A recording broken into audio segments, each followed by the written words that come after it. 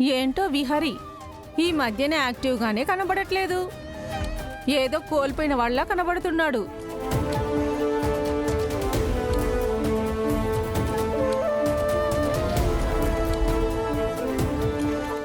ఏదైతే ఏముందులే వదినా, ఈ ఇంటికి పట్టిన శని వదిలిపోయింది.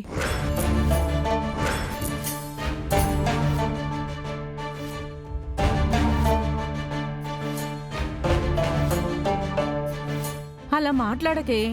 అయినా ఎందుకు మనకి ఇవన్నీ? ఆ లక్ష్మి గురించి నిజాలు మాట్లాడితే తప్పేముంది? ఈ ఇంట్లో పని మనిషిలాగా వచ్చింది. ఆ తర్వాత పెత్తనం చెలాయించి అందరినీ తన వైపు తిప్పుకొని అందరి నెత్తికి ఎక్కి ఒక ఆట ఆడుకుంది.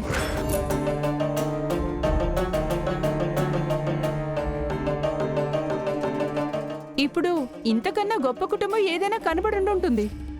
ఇక్కడ జెండా ఎత్తేసి అక్కడెవరినో పట్టుకొని ఉంటుంది.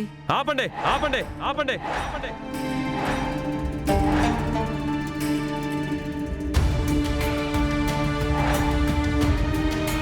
తెలిసి తెలియకుండా లక్ష్మి గురించి మాట్లాడద్దు. అబ్బో, ఆ లక్ష్మి బాగోతో మా అందరికీ తెలిసిందే కదా. ఏ మందు పెట్టిందో మీకు. పని మనిషిలో ఉండాల్సిన దాన్ని కంపెనీలో సీఈఓని చేశారు కదా. ఏయ్, నిన్ను! విహారీ విహారీ విహారీ విహారీ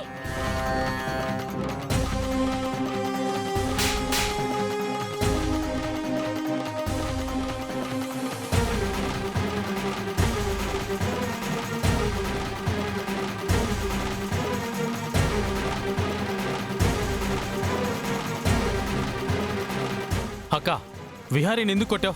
ఇంటికొచ్చిన ముత్తైదువుల మీద అలా చెయ్యి ఎత్తకూడదు కదా. వీళ్ళ ముత్తైదువులు, వీళ్ళ పెద్ద మనుషులు. అసలు వీళ్ళకి ఏం తెలుసని లక్ష్మి గురించి మాట్లాడుతున్నారు.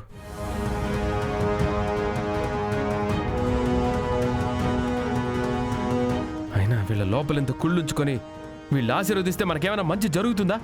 విహారీ, వచ్చిన ముత్తైదుల్ని అలా అవమానించకూడదు. మరి వచ్చిన వాళ్ళు ఎందుకొచ్చారో ఆ పని చూసుకొని వెళ్ళిపోకుండా మన ఇంటి విషయాలు వీళ్ళకెందుకు?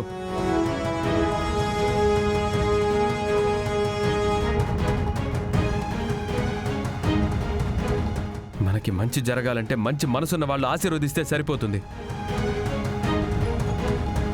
ఇలాంటి వాళ్ళు ఇంట్లో కడుగు పెట్టినా ఆ ఇంటికి అశుభమే జరుగుతుంది.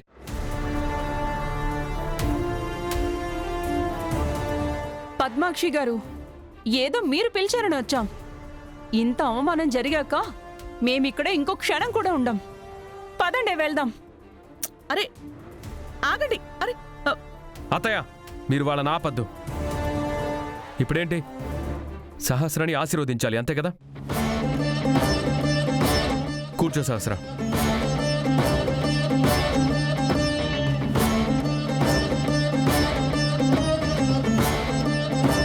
విహారీ విహారీ